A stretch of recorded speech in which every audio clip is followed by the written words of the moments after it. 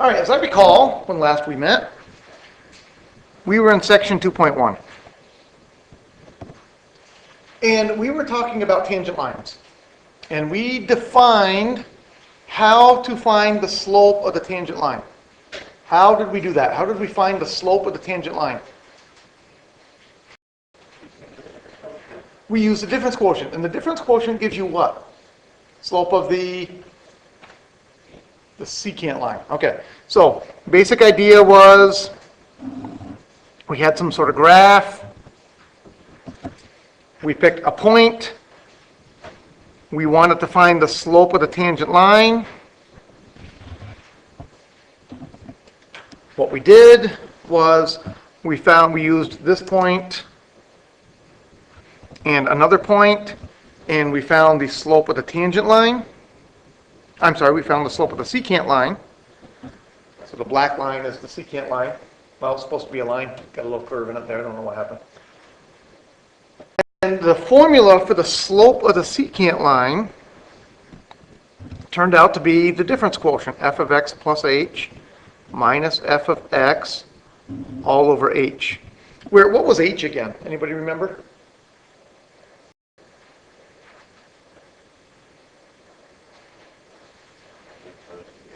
We make h approach 0, that's correct, and that gives us the slope of the tangent line. But h was really the distance from the x-coordinate there to the x-coordinate there. That distance is what we call h. And then to find the slope of the tangent line, we make h get smaller and smaller and smaller, which in essence forces this point to come along the curve, get closer and closer to that point. And as a limit, we get the slope of the tangent line. So slope of the tangent line is the limit as h goes to 0 of f of x plus h minus f of x all over h. And we quickly saw that it doesn't really matter what the function is. Right away we can see what's going to happen when you plug in h equals 0. You're going to get 0 on top and 0 on bottom, which told us we needed to do some more work. We needed to do some algebra, try to simplify that thing. All right, so here's what your typical question is going to look like. F of x is, I'll just make up some nice quadratic function here, x squared minus 3x plus 2. And I want to know the equation of the tangent line at, say, x equals 4.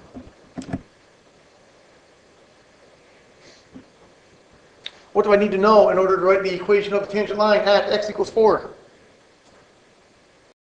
I need to know the slope at x equals 4, and there's actually one other thing I need to know. No, I don't need a second point. One point will be enough. I need the y, that's right. So probably what I would do first is I would figure out my y value. That would simply be f at 4.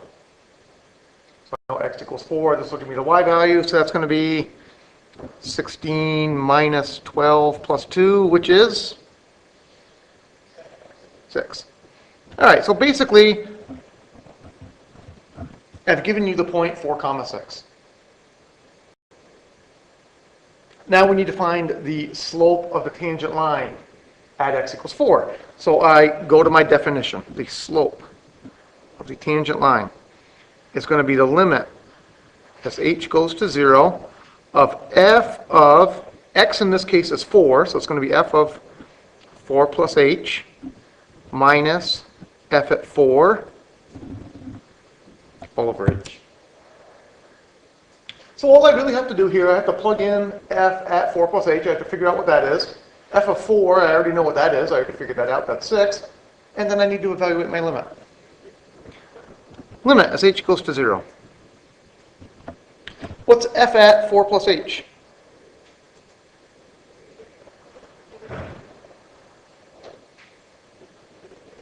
That's how much? 4? No. 4 plus h? No. What does this symbol mean? F at 4 plus h. What does this symbol mean to do? I go up to my original function, wherever I see an x, I write 4 plus h. So this is going to be 4 plus h squared minus 3 times 4 plus h plus 2. That's what that symbol means. That's the f of 4 plus h symbol. Minus f at 4. How much is f at 4? 6. All over h. All right, and right now, if I try to plug 0 in for h, I would get 0 on top and 0 on bottom. You can try it. Convince yourself that that's true. So what do I need to do? I need to FOIL here, expand there, combine my like terms, and stuff should reduce. Should just work out. Let's try it. This is limit as h goes to 0. This is 4 plus h, quantity squared.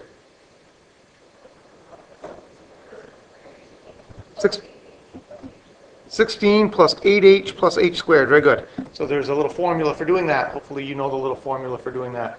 If not, you write down 4 plus h, and you FOIL it out. Minus 12 minus 3h plus 2 minus 6 all over h. Now some good stuff happens. What's the good stuff? Stuff cancels. If I take 16 and subtract 12 and then add 2 and subtract 6, check it out, all that adds up to 0. All the numbers go away. All right, so we're almost done here. We have the limit as h goes to 0. Up on top, I now have 5h plus h squared all over h. And then what can I do with that? I can factor an h out of the numerator, which allows me to cancel with the h in the denominator. So basically, I'm allowed to cancel one h everywhere. That's the limit as h goes to 0 of 5 plus h. And now I can plug 0 in. When I plug in 0, I get 5. So there's the slope of the tangent line. The slope of the tangent line is 5. Now I'm ready to write my final answer. I've got my slope is 5, and I've got my point 4, 6. How do I write the equation of the line, which has slope 5 and point 4, 6? What formula do I use? Point slope form is the one I would prefer. So I would use y minus y1 is m times x minus x1. Could you use y equals mx plus b? Yes, you could. You would have to do some work to find b, that's all. I prefer this way because I can just write my answer. My answer is y minus 6 equals 5 times x minus 4. I didn't see any directions that told me I had to simplify it or write it in slope-intercept form or anything like that, so I leave it just like that. Perfectly acceptable answer. Let's slope 5.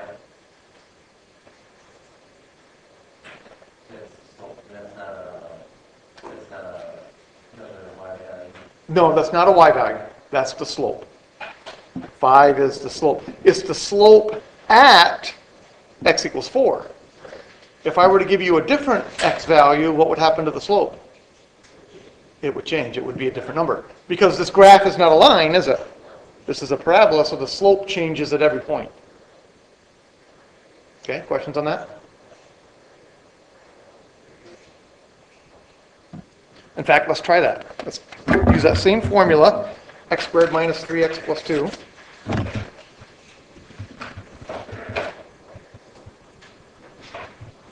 And I want the same thing. I want equation of tangent line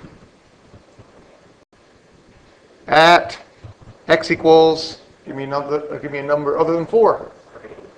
3. All right, so you guys go ahead and try that one. Pretty much the same procedure, different number. Find the equation of the tangent line at x equals 3.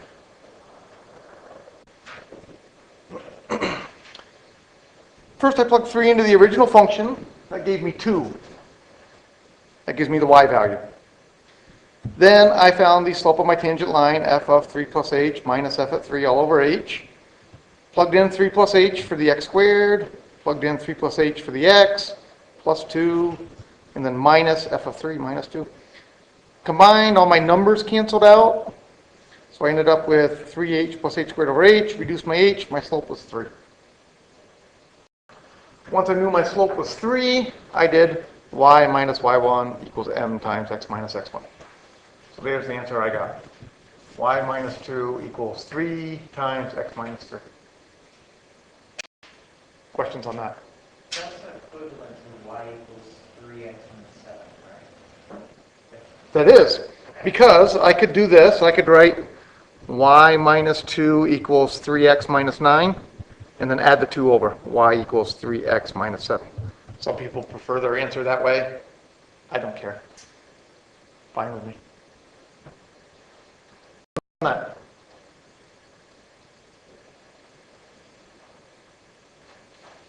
All right, well, that's such a great problem. Let's do it again.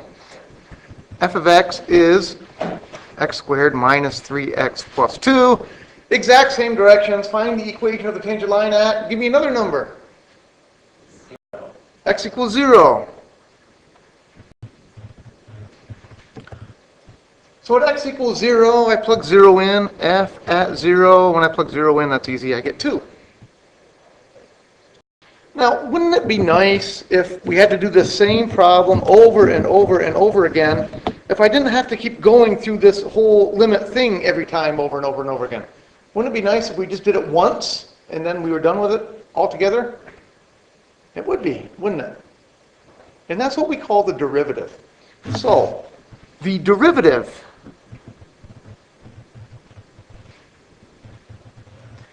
gives the slope of the tangent line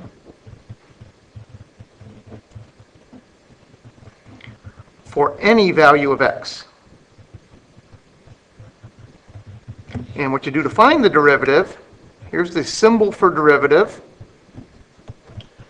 Derivative, we have f prime at x. We read that as f prime at x. Another symbol for derivative is that, dy dx. Anybody know why we use that symbol, dy dx?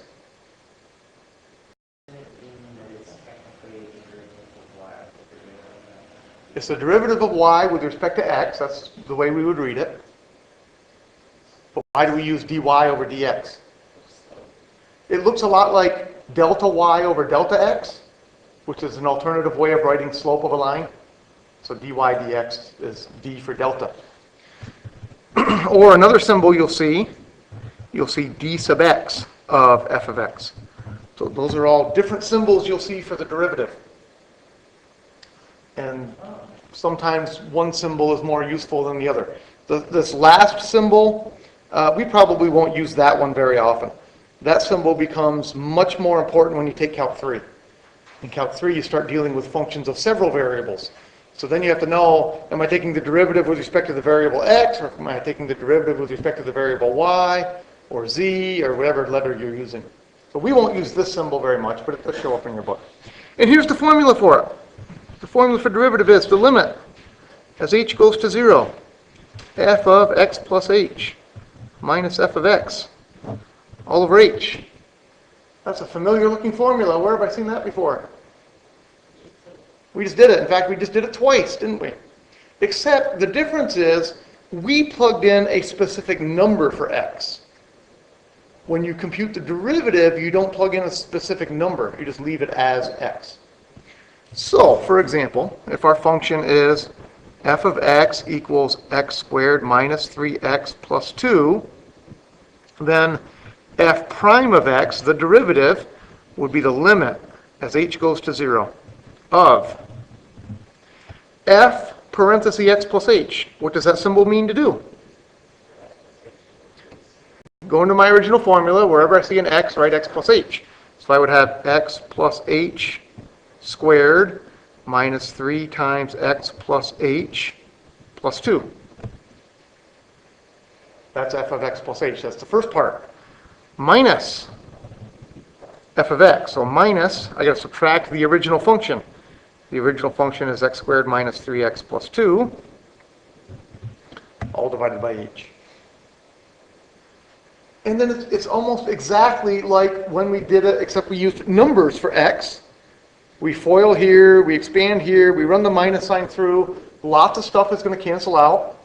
And then we should be able to reduce the h on the bottom. That's the whole goal here, is to reduce the h on the bottom. All right, we have limit as h goes to 0.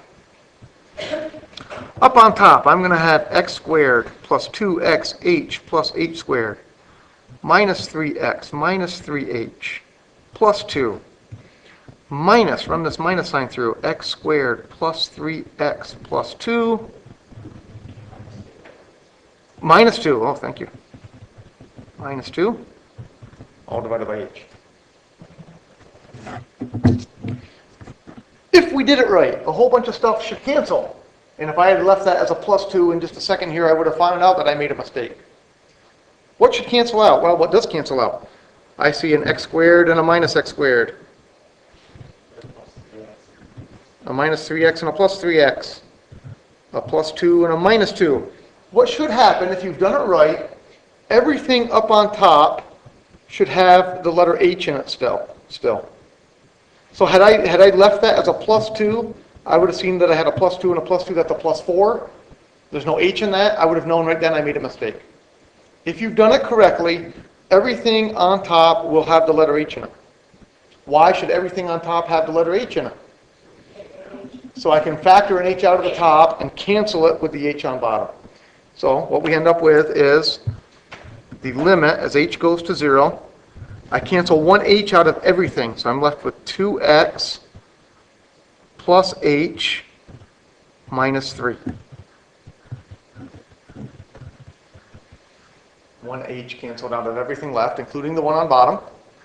Now I can plug the number 0 in. If I plug the number 0 in, I get 2x minus 3. So there's the derivative. Now what good does that do me? Well, going up to our original problem here, f of x equals x squared minus 3x plus 2, if I told you x equals 0, we found the y number, now how do I find the slope of the tangent line? I plug 0 into my formula for derivative. The derivative gives you the slope of the tangent line at any point. So the slope of the tangent line will be f prime at 0, which is going to be negative 3. I plug 0 into that formula, I get negative 3.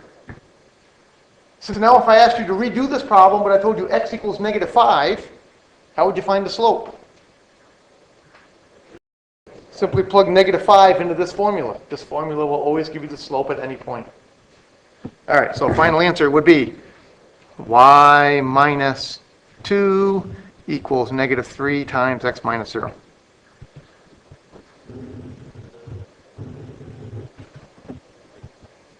Questions on that?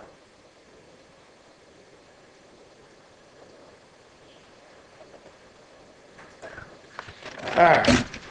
Whoops. That's okay, I guess. F of x equals. I don't know. Anybody got an interesting function they like?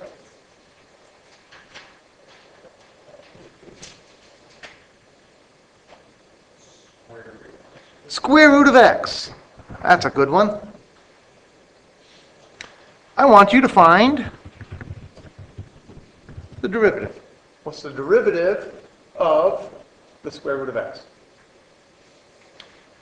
Well, we write down our formula. F prime of x is the limit as h goes to 0.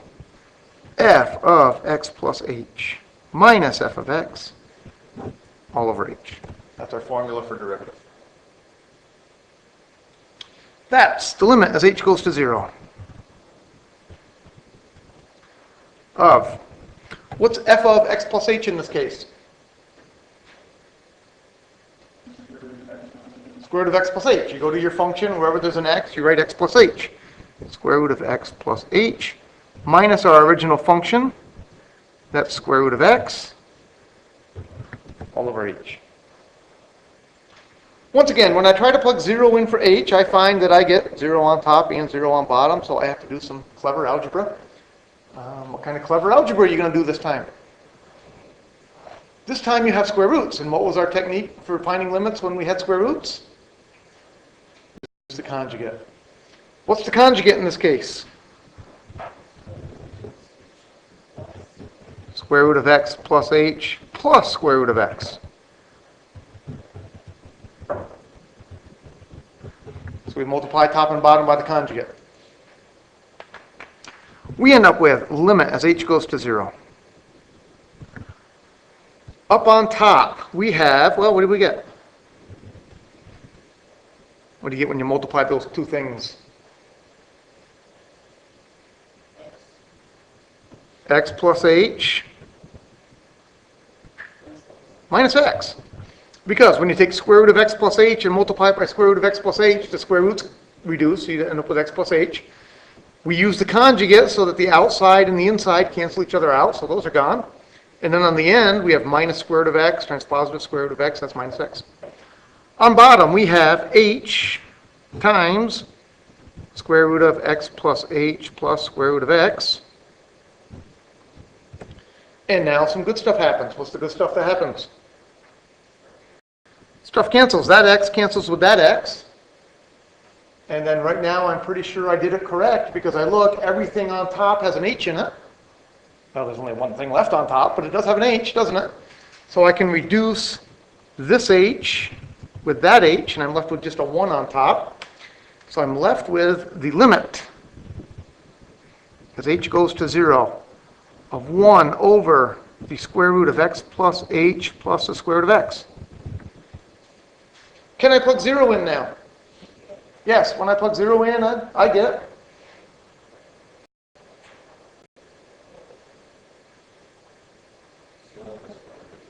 1 over 2 square roots of x. Because when I plug 0 in, this just becomes square root of x. Square root of x plus square root of x is 2 square roots of x. So there's the derivative. We're plugging 0 in for h, right? Yes, you plug 0 in for h, taking the limit as h goes to 0. Absolutely.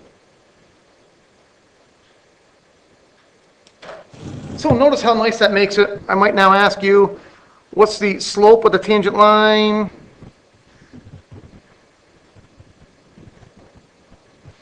At x equals 9. And your answer would be 1 over 6. F prime at 9 is 1 over 2 square roots of 9, which is 1/6. Or I might ask you, slope of tangent line at x equals 12.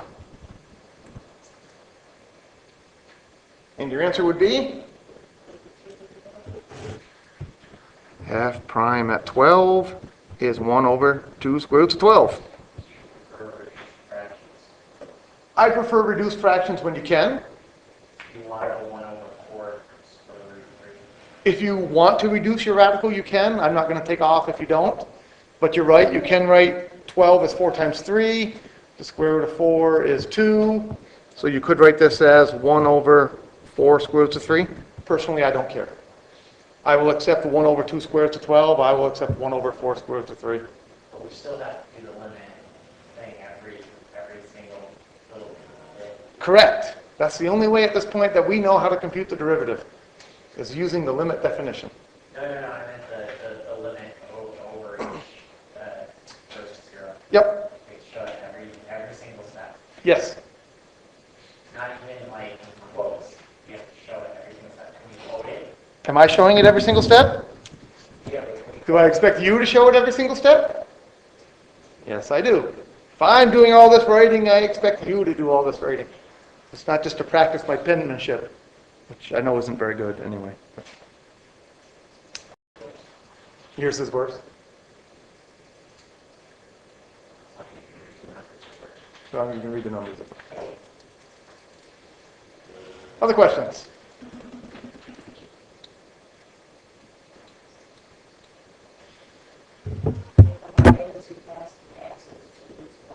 That's not a question, that's a statement. All right, calculator. Yes, it is. It's a calculator. That's correct. Do you know how to find derivatives on your calculator?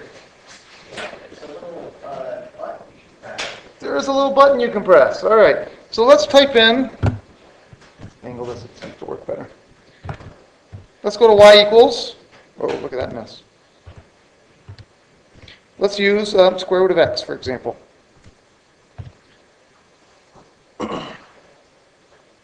And draw myself a picture. There's what the square root looks like. Now, let's say I want to find the derivative at 9.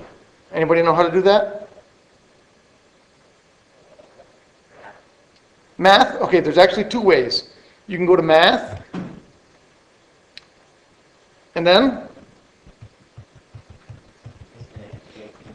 right there it is. N derivative. Why it has that little n in front of it, I don't know. Numerical, yeah, it's really doing a numerical derivative. That's what the n really stands for. All right, now I haven't used this one in a long time. Let's see if I remember the notation. I think you have to type in your function. So I think you need square root of x. And then I think you have to put comma x. I think you have to tell it what the variable is, which is silly because the calculator will only allow you to use the letter x. So I don't know why you have to tell it it's the letter x, but that's the way it was programmed. Comma 9, I think, is the way you type that in. Push enter and find out. There it is. It tells me the derivative is 0.16666666667. Is that the same answer we got? I think so, because if I go math, enter, enter, oh, it won't turn that into a fraction. It should. Well, 1/6, we can do it that way. It really is the same number.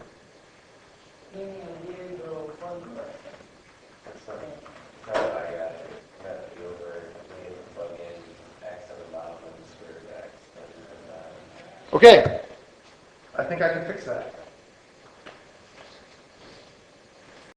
My guess is you're using a calculator with a newer operating system. So let me try it with this calculator. If I go math, down here to n derivative, it gives me this thing. All right, so with a newer calculator, you got to tell it, I'm taking the derivative with respect to x, so that's the comma x that I had to put in mine. And then we need square root of x, and then this symbol, this bar, is a symbol for plug in a number. So we want to plug in the number 9. You would type that, and it tells you, gives you the same answer, which is good.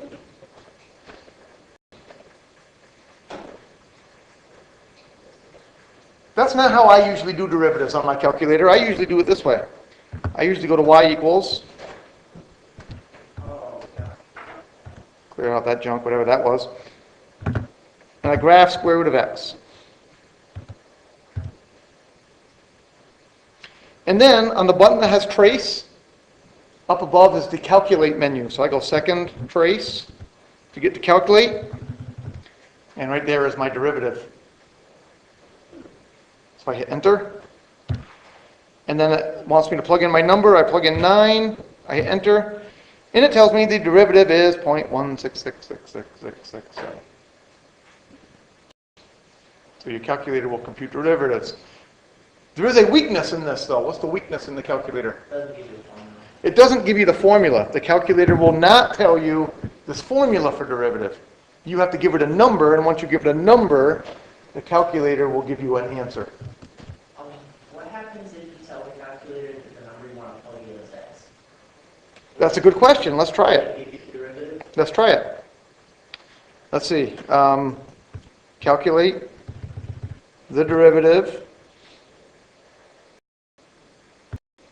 at x equals x. That gives you a number. The number it gave me is 0.1672685. 0.3.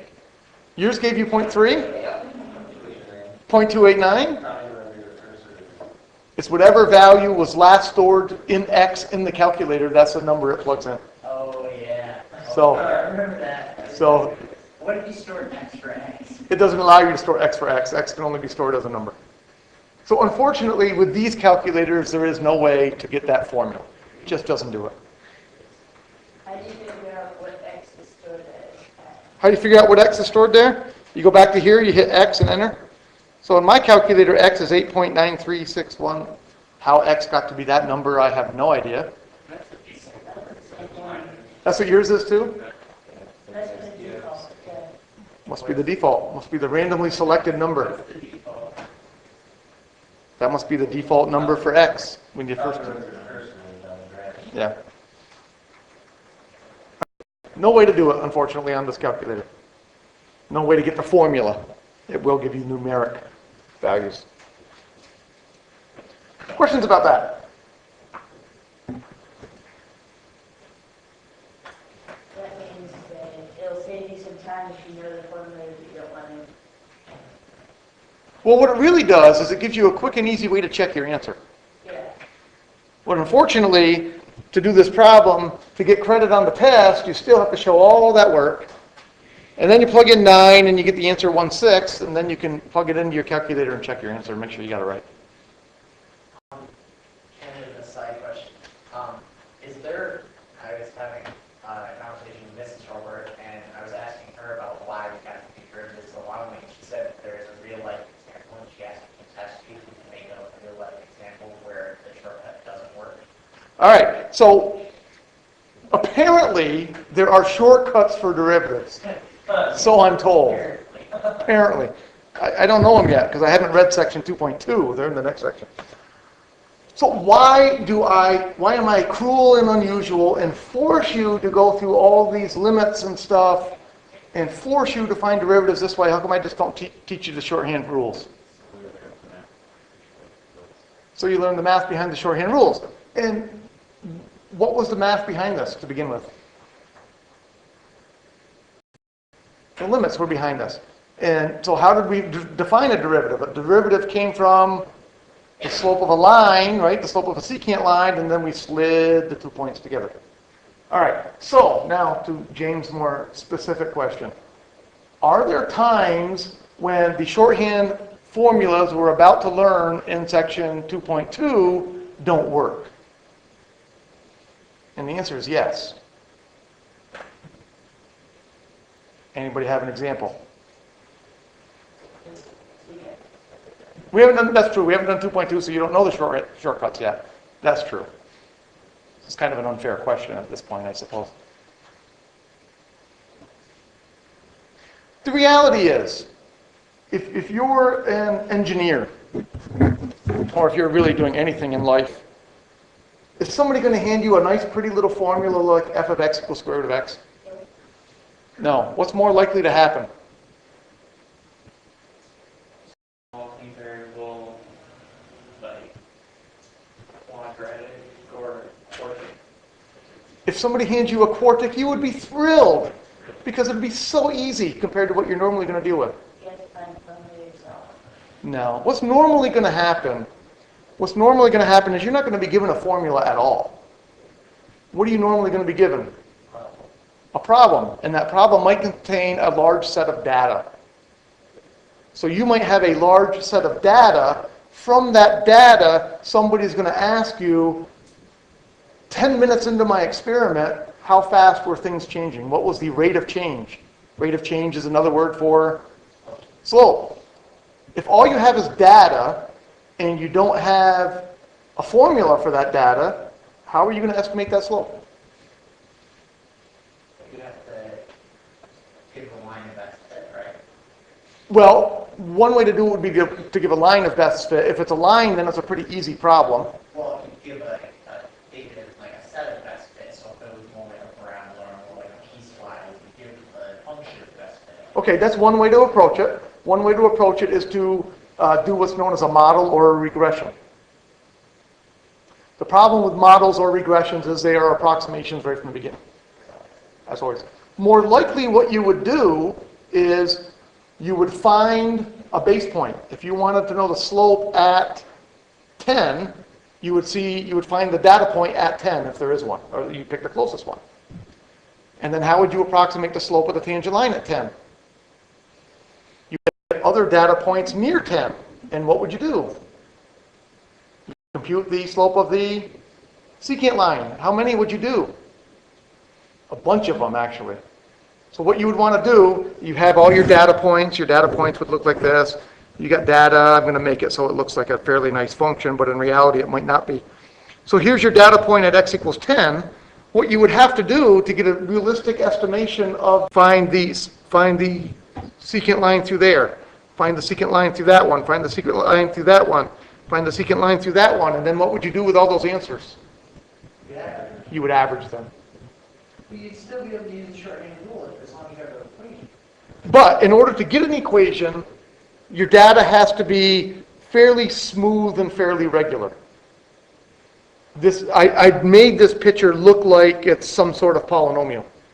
In real life, data may or may not be polynomials. Your function may not be smooth like this one is. And smooth is a math term that you learn in Calc 3, whatever smooth means.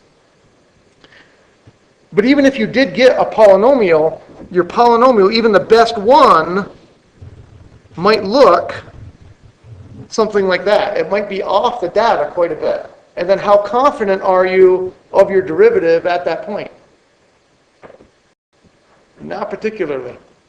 So in most cases, when you're dealing with real-life situations, real-life data, you cannot easily and accurately fit a curve to it. In many, many cases, the best you can do is estimate the slope of the secant line for a bunch of points nearby, and then average those points, and that'll be your estimation of the slope at that point. But what I was saying is that not that if you turn the entire graphical function, but each one of those tiny lines that you make to judge it off of that you're going to average together, you get a line of some sort for each one. So that would be the function you take the derivative of. Well, you could, but you'd be doing extra work. Because if you're finding the equation of the line, then what's the slope of that line going to be? The slope, right? So all you really need to compute is the slope. You don't really need to figure out the whole equation of the line. To figure out the whole equation of the line, you're doing extra work. All you really need is the slope.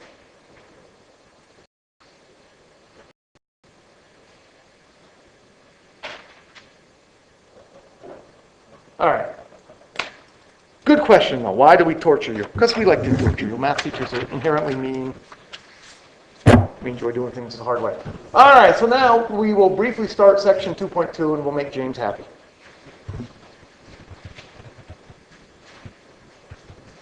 Rules for derivatives.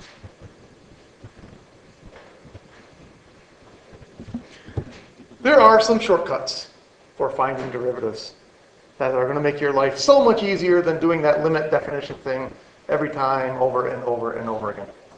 The first rule: if f of x is just some constant function k, then the derivative is, if you have a function which is a constant, what's its derivative?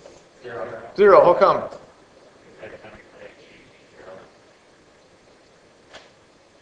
What's that again? I just didn't understand what you said. Oh, every time you put h in, you get zero. Every time you put h in, you get zero. There is no slope. Well, there is a slope. The slope is zero. It's a f of x equals k is just a horizontal line, isn't it? What's the slope of a horizontal line? Zero. So that's rule number one. If your function is a horizontal line, the slope of a horizontal line is zero. You could write down the limit definition, and you would find you always get zero on top. You always have zero over h, no matter what h is. Rule number two: if f of x equals mx plus b, then f prime of x is, there's an x up there, by the way, I botched it up. Not x. If your original function is a line, what's the slope of the line? That symbol stands for slope. M. The slope of the line is m. So if your function's a line, the slope is the slope. That's all that says. All right, and then here comes the truly important one. This is the one we're going to use most of the time. And I'm just going to write down some facts here, and we're going to see if we find a pattern. So rule number 3, if f of x is x to a power, then f prime of x is. And now let me write down some examples. Let's see. The derivative of x squared happens to be 2x. The derivative of x cubed happens to be 3x squared. The derivative of x to the fourth happens to be 4x cubed. So, can somebody who hasn't seen these shortcut rules for derivatives before tell me what pattern seems to be happening here? The power ends up being the number in front, and then what's the new power? One less, right? So when I had a power of 4, the power came down, the power is one less. And that's exactly the rule. You bring the power down front, and you subtract 1 from your power.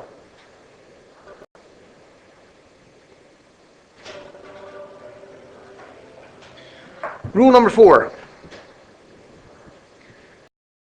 The derivative of the sum of two things is the derivative of the sums.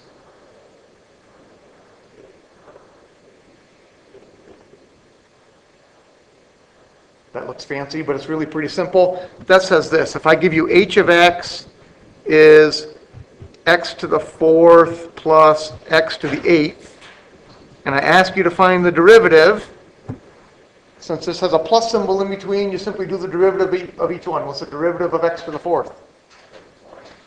4x cubed. Plus, what's the derivative of x to the eighth? I bring the 8 down, and then I subtract 1 from my exponent. So that's all that rule says. Rule number 5. If I want the derivative of some number times f of x, I just leave the number and I take the derivative of f of x.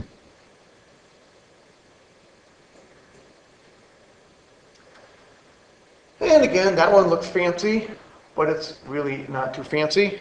It says something like this: if h of x is 5x to the sixth, then the derivative is, this 5 is just going to stay because it's being multiplied, and then I take the derivative of x to the sixth. What's the derivative of x to the sixth?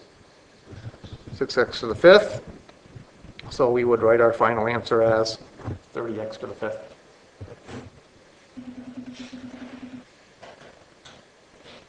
So now we put those all together, and look how easy life becomes. F of x is, I think the one we had over and over again today was x squared minus 3x plus 2.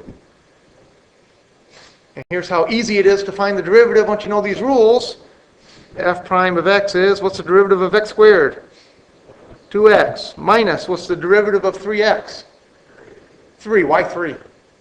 Because when you bring down the 1, it's 1 times 3, and then 1 minus 1 is 0. Correct. You think of the power there as being a 1. So you bring the 1 down, 3 times 1 is 3, and then you have x to the 0. Anything raised to the 0 power is? Not 0? 1. Plus, what's the derivative of 2? 0. That was the very first rule. If your function is just a constant, the derivative is 0. There it is. There's the derivative.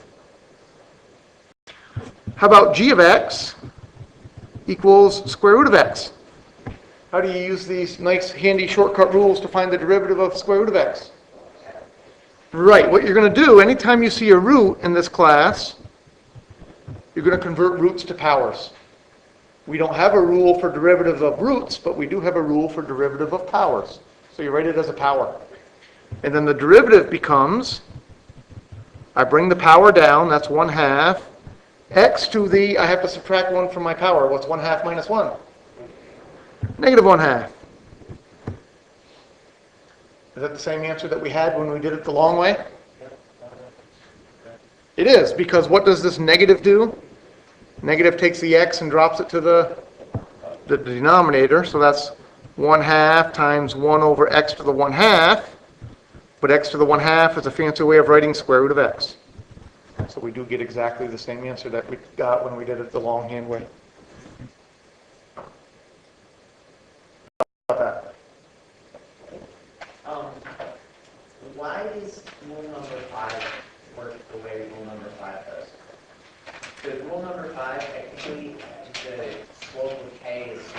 So I don't understand why that, like, I follow it, but I don't understand, like, what makes it work. I think what you're doing is you're confusing it with perhaps the product rule. Why it works. And here's why we need the limit definition, by the way. You need the limit definition to prove all of these. We would have the limit as h goes to 0 of k times f of x plus h minus k times f of x all over h. And then what could I do with this k and that k right there?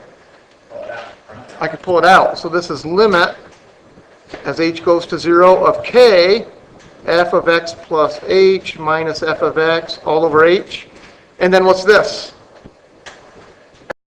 That's the derivative times k.